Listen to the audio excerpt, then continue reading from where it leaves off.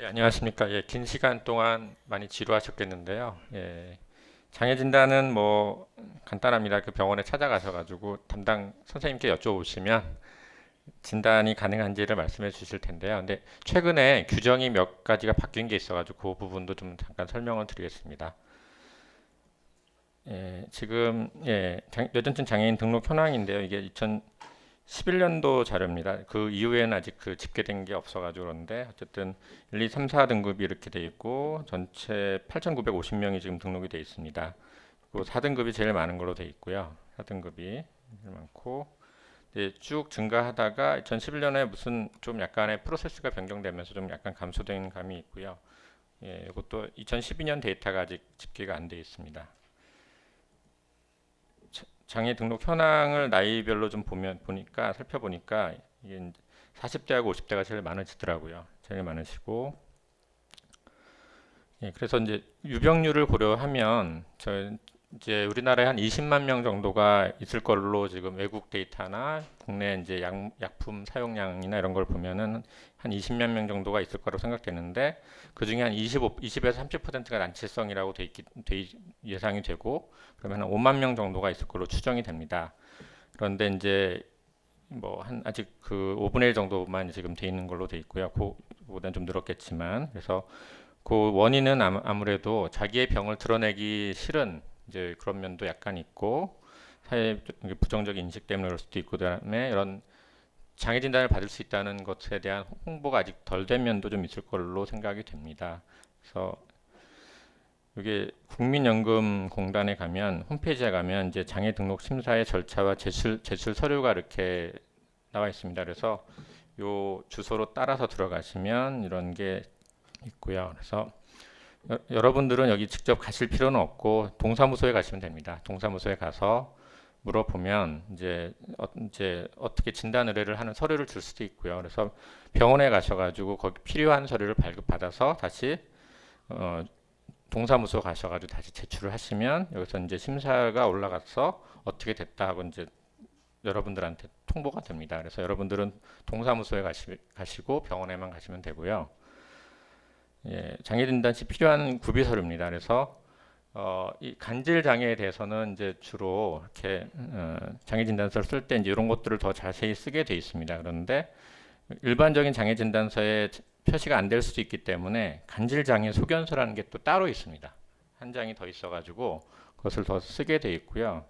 그리고 진료 기록지를 보통 가져갑니다. 그래서 장애 진단서에 기재된 소견을 확인하기 위해서 실제로 병원에 다녔는지 약을 어떻게 썼는지 발작이 몇 번 있었는지 대발작이었는지 아니면 그냥 소발작이었는지를 기록한 기록지가 있으면 좋게 되어 있습니다. 그래서 이제 의사 기록지의 내용이 좀 약간 불충분하면 간호 기록지나 투약 기록지로 이렇게 보완할 수 있는 걸로 되어 있습니다. 이렇게 규정상 이게 장애 진단서 그 최신 이게 양식입니다. 최근에 이제 약간 변경돼 가지고 바뀐 양식인데 이름하고 주민등록번호 쓰게 돼 있고 이제 뭐 간질 장애라고 써야 되죠. 이제 뇌병변 장애면 뇌병변 장애라 쓸 수도 있지만 이제 간질이면 간질 장애. 그다음에 의료기관 의사, 그다음에 진단의사에서 소견하고 이런 이제 것들을 쓰게 돼 있습니다. 이런 장애 일반적인 장애 진단서 외에 간질 장애 소견서라는 걸 한 장을 더 쓰게 돼 있고요. 그래서 보시면은 일단 이제 의사가 이제 뭐 여러 가지 검사를 통해서 간질 증후군을 진단할 수가 있고요. 확실하지 않은 경우도 있습니다. 그래서 이런 경우도 이제 확실하면 그 기술을 하고 그다음에 확실치 않으면 여기에 표시를 하면 되고요. 그다음에 진단 일자를 이렇게 표시하게 됐으면 진단 일자가 굉장히 중요한 게요. 규정상 몇 년이 지나야지 이 장애 진단을 받을 수 있다는 게 있습니다. 그래서 진단 일자가 중요하고 치료 기간도 굉장히 중요합니다. 뇌파 검사 이상 유무를 표시하게 돼 있고 뇌영상 촬영 유무, 어떤 약물을 썼는지를 기록하게 돼 있고 발작의 형태를 주로 이제 중증이냐 경증이냐 대발작을 했느냐 아니면 비교적 작은 발작을 했느냐 그다음에 보호자의 관리 필요성을 이제 표시하게 되어 있습니다. 그다음에 기타 의사 소견을 표시하게 되어 있고요. 그래서 이게 사실은 얼마 전까지 4급까지로 2급에서 4급까지였습니다. 근데 4월 달에 바뀌었어요. 시행령이 바뀌어가지고 5급까지로 2, 3, 4 바뀌었고요.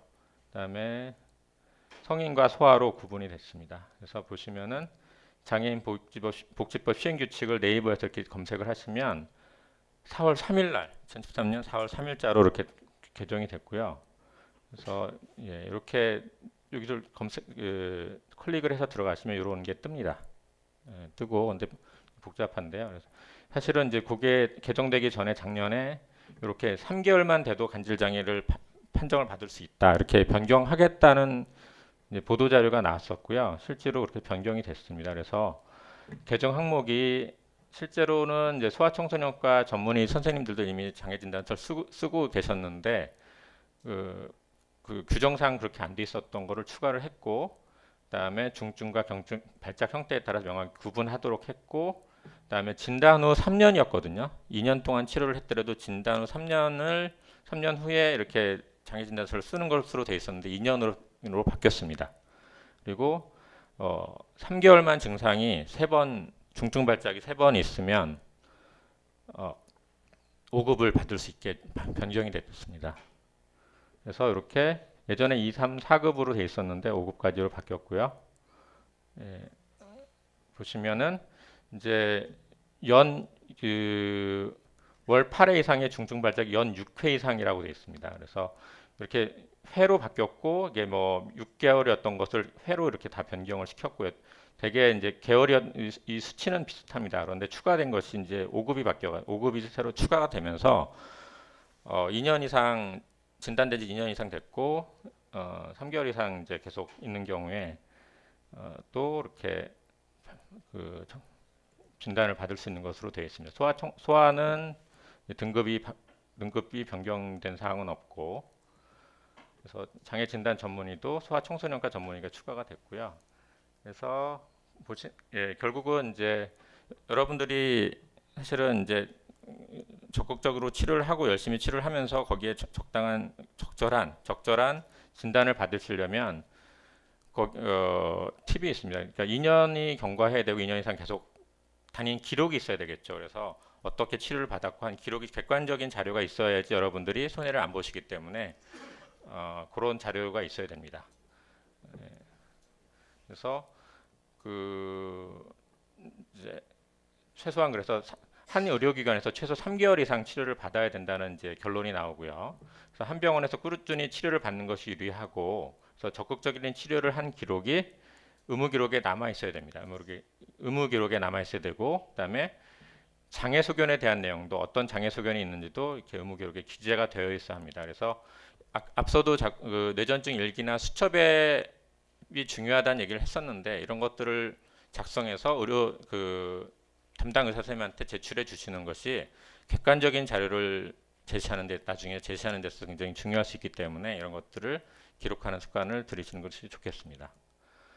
예, 그다음에 간질장애 심사 서류도 약간 이제 뭐 기존의 장애 진단서가 있으면 이를 활용해서 이제 다시 심사할 수 있다 이렇게 되어 있기 때문에 약간 완화된 면도 있고, 그래서 다시 이제 뭐 그다음에 심사를 했는데 이 신청을 해야 된다 그러면 이제 이렇게 이런 규정에 의해서 다시 이 신청을 할 수 있게 되어 있습니다. 그래서 통보받은 날로부터 90일 이내에 다시 신청을 하고 안 되면 또 90일 이내에 행정심판이나 행정소송을 제기할 수 있다 이렇게 되어 있습니다. 그래서 여러분들이 하실 거는 이제 되도록 가능하면 한 의료기관에서 꾸준한 진료를 받고, 그다음에 발작 또는 으로 인한 어떤 합병증, 유무 이런 것들을 잘 기록을 해서 진료를 받으면서 그런 자료를 이제 주민센터에 가서 이제 접수를 해서 병원에서 받은